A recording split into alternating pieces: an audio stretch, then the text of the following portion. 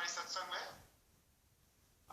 इस समय मैं उनको आमंत्रित करना चाहूंगा कि वो आकर के हमारे मध्य में अपने वक्तव्य को प्रस्तुत करें। और now like to invite Acharya Mahant Sableshwar Das Sahib for him to please give us his contribution to our satsang, please.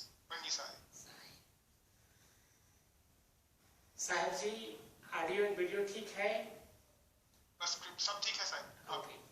यस्यानंद तरंग शीकर समा स्वादेन देवा समे आनंदाब्धि विगाहनं विदधते लोकाश्च मोदान्विता सत्ये सहसै सद्गुरुर्विजयते कारुण्यलीलाधरो हंसानां निजलोकदः सुखकरो बोधेन्दुरत्नाकरः यो ब्रह्माणं विदधाति पूर्वं यो वै वेदांश्च प्रणोति तस्मै तमः देवमात्मबुद्धिप्रकाशं मुमुक्षुर्वै शरणमहं प्रपद्ये मुमुक्षुर्वै शरणमहं प्रपद्ये। श्री सद्गुरुवे नमः। परमादरणीय महंत श्री जय परमहंस साहिब जी, परमादरणीय डॉक्टर जी दास और आदरणीय सभी महंत साहिबों, सभी साधु समाज, भक्त हंसजन, देवियों, सज्जनों, प्यारे बच्चों, परम पावन अवसर माघ का महीना चल रहा है और माघ का महीना सदगुरु कबीर साहब के अंतर ध्यान का ये महीना हम सब लोग मनाते हैं। भारत में आप देख रहे हैं जगह जगह पर कार्यक्रम आयोजित होते हैं, बसंत पंचमी, करशिया में और इसी प्रकार से बहुत से स्थानों पर सदगुरु कबीर साहब के अंतर ध्यान का महामहोत्सव मनाया जाता है।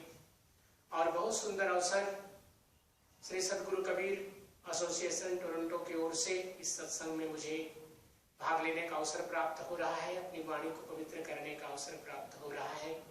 मैं बहुत बहुत धन्यवाद देता हूँ हमारे आदरणीय महंत श्री जय महंत साहिब जी को।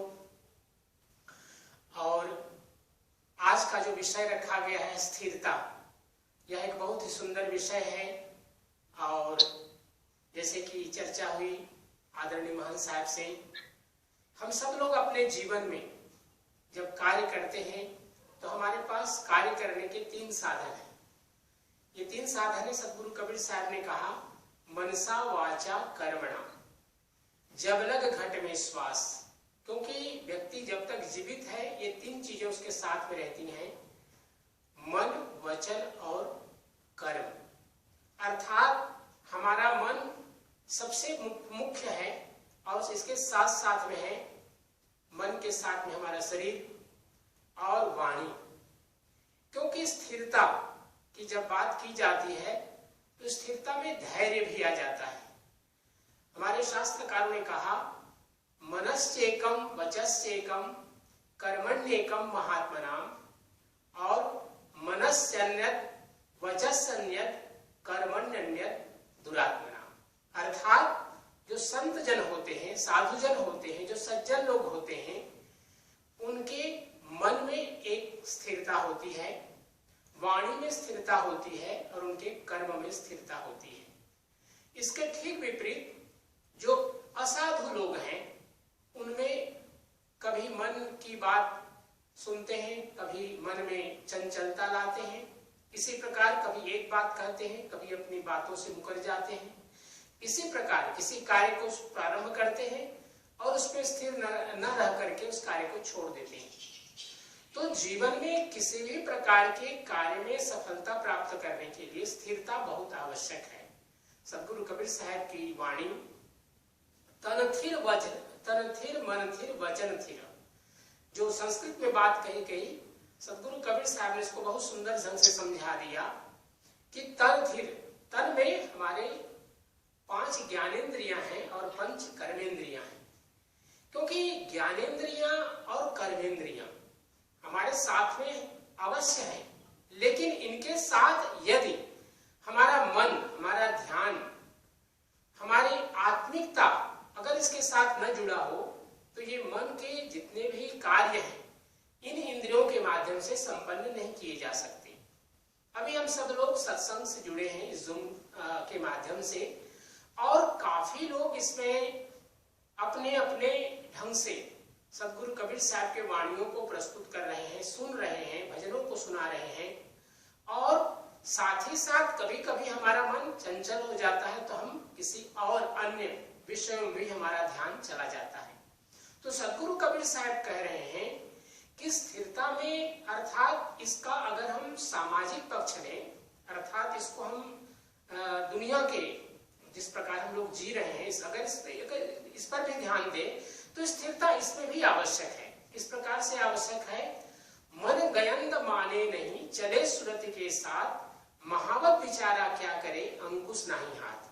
अर्थात मन एक प्रकार से एक पागल हाथी जैसा हो गया है, उसके ऊपर महावत बैठा हुआ, उसका जो ड्राइवर है, उसका जो चलाने वाला पीलवान उसको हम लोग हिंदी में कहते हैं, यद्यपि उसके ऊपर बैठा हुआ है लेकिन क्षमा करें, तो उसमें अगर उसके हाथ में अंकुश नहीं है, अंकुश कहते हैं जो एक प्रकार धारदार एक हथियार होता है जिसके माध्यम से वो ड्राइवर अर्थात हाथी को चलाने वाला पीलवान उसको नियंत्रित करता है। अगर उसके हाथ में नहीं है तो यह पागल हाथी मनमाने ढंग से इधर उधर जाएगा और काफी दूसरे की संपत्ति को और इधर उधर भी बहुत प्रकार से हानि पहुंचा सकता है। इसी प्रकार से हमारा मन यदि चंचल है, मन में स्थिरता नहीं है, तो हम अपने इंद्रियों के इतना सुंदर शरीर हो, ज्ञानवान बुद्धिमान भी हो, अगर मन में स्थिरता न हो तो हम किसी भी प्रकार के कार्य को पूर्ण नहीं कर सकते। अर्थात प्रारंभ करेंगे और छोड़ देंगे, प्रारंभ करेंगे और छोड़ देंगे तो सफलता जो उसका एक लक्ष्य है कि काम की पूर्ति हो, कार्य में सफलता प्राप्त हो, वो कभी भी प्राप्त नहीं हो पाएगा। सदगुरु कबीर साहब ने कहा कि कबीर मन तो एक है, भावे तहां लगाए, भावे गुरु की भक्ति करे, भावे विषय कमाए।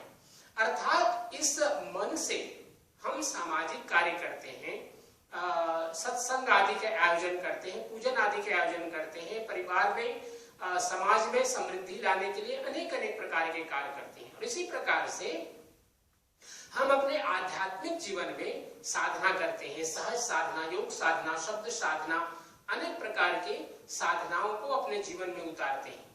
तो सदगुरु कबीर साहब कह रहे हैं कि हमारे ऊपर यह निश्चय होता है, हमारे ऊपर निर्धारित होता है कि हम अपने जीवन में क्या करना चाहते हैं, क्योंकि परमात्मा ने हमें मन दिया, बुद्धि दिया, विवेक दिया, क्योंकि प्रत्येक प्राणी के पास में शरीर है और भोजन, शयन, अपने वंश की वृद्धि करना, ये सभी जीव जंतु कर रहे हैं, लेकिन मनुष्य को एक विशेष प्रकार से शक्ति प्राप्त हुई इस मन और शरीर के साथ साथ में, वह है विवेक। तो विवेक के अनुसार से है हम अपने शरीर को, अपने मन को, अपने बुद्धि को, विवेक को किस ओर लगा रहे हैं, क्योंकि सामाजिक समृद्धि, परिवार की समृद्धि और सभी का एक प्रकार से उत्तरोत्तर जो विकास है वह तो अवश्य ही करना है, लेकिन साथ साथ हमारे जीवन का जो लक्ष्य है वह क्या है, उपजित्वा निरुद्धन्ति। भगवान बुद्ध ने कहा कि यह मन किस प्रकार से है, जिस प्रकार से हम समुद्र के किनारे जाते हैं और लहरें किनारे की ओर आती हैं, फिर से पीछे जाती हैं, फिर से आगे आती हैं, फिर से जाती हैं, इसी प्रकार से यह मन है कि मन में सदा कुछ न कुछ चंचलता के कारण से अनेक प्रकार की कामनाएं जागती रहती हैं। काया काचा कांची काया मन अथिर, थिर थिर काम करंत, जो जो नर निधड़क फिरे, त्यो त्यो काल हसंत। श्री सद्गुरुवे नमः। सदगुरु कबीर साहब कहते हैं कि यह शरीर कांची क्यों है, क्योंकि शरीर में परिवर्तन है। हम कभी बच्चे थे, युवा हुए, वृद्धावस्था की ओर जा रहे हैं और एक दिन निश्चय संसार से हमें एक नए अध्याय को प्रारंभ करना पड़ेगा संसार से जाने के बाद।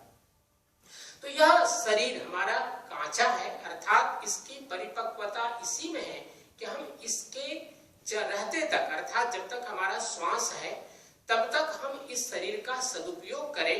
और सदगुरु कबीर साहब कहते हैं कि कभी कभी असाधु जन, जो लोग गुरु दीक्षा या गुरु परंपरा या सत्संग आदि में भाग नहीं लेते, वो क्या करते हैं, एक बार गलती किए और गलती को उन्होंने करने के बाद देखा कि अरे मेरा तो कोई कुछ देखा भी नहीं किसी ने और मेरा कुछ बिगड़ा भी नहीं, तो व्यक्ति फिर उस गलती को करने में निधड़क होने लगता है, अर्थात उसका डर समाप्त होने लगता है, फिर वो मनमानी करता है। तो सदगुरु कबीर साहब कह रहे हैं कि ऐसे जो असावधानी से जीवन जीने वाले लोग हैं, उनके लिए काल अर्थात वह निरंजन हंसता है और देखता है कि इसको इतना सुंदर अवसर प्राप्त हुआ, अनमोल मानव जन्म प्राप्त हुआ, लेकिन इसने सदुपयोग न करके अपने जीवन के मार्ग को अपमार्गों में लगा दिया, अपकार्यों में लगा दिया, पाप कर्मों में लगा दिया और अपने जीवन को व्यर्थ गंवा दिया। क्योंकि श्रीमद् भगवद गीता में बहुत सुंदर बात आती है, अनन्याश्चिन्तयन्तो माम ये जनाः पर्युपासते तेषां नित्याभियुक्तानां योगक्षेमं वहाम्यहम्। श्री सद्गुरुवे नमः। ये 9वें अध्याय में श्रीमद् भगवद गीता में ये श्लोक आया है, जिसमें कहा गया कि हम अपने जीवन में निश्चय ही जो लौकिक कार्य हैं, वृद्धि लौकिक कार्यों में जो एक सफलता प्राप्त करना चाहिए वह तो आवश्यक है, लेकिन जीवन में एक समर्पण परमात्मा के चरणों में अर्थात उस अनन्य शक्ति की ओर जिसने हमें यह अनमोल मानव शरीर दिया और इतना सुंदर सुअवसर प्रदान किया कि हम अपने जीवन का जो लक्ष्य है कि हम सदगुरु के चरणों में बैठकर कुछ भक्ति कर सकें, इसके लिए हमारे जो ऋषि हैं महर्षि व्यास जी ने के सुंदर श्लोक कहा कि अनन्याश्चिन्तयन्तो माम ये जनाः पर्युपासते, अर्थात जो भक्त लोग, जो सज्जन लोग हैं, जब परमात्मा के चरणों में समर्पित होकर अपने जीवन को चलाते हैं, इसको सदगुरु कबीर साहब ने कहा कि मेरा मुझ में कुछ नहीं, अर्थात समर्पित होकर के जब हम जीवन के कार्यों को करते हैं तो हमारा अहंकार समाप्त होता है और अहंकार रहित जब हम कार्य करते हैं तो उस कर्म के पीछे जो कर्म का फल है वो हमें कम से कम भोगना पड़ता है, क्योंकि समर्पण हमारे सदगुरु के प्रति है, परमात्मा के प्रति है।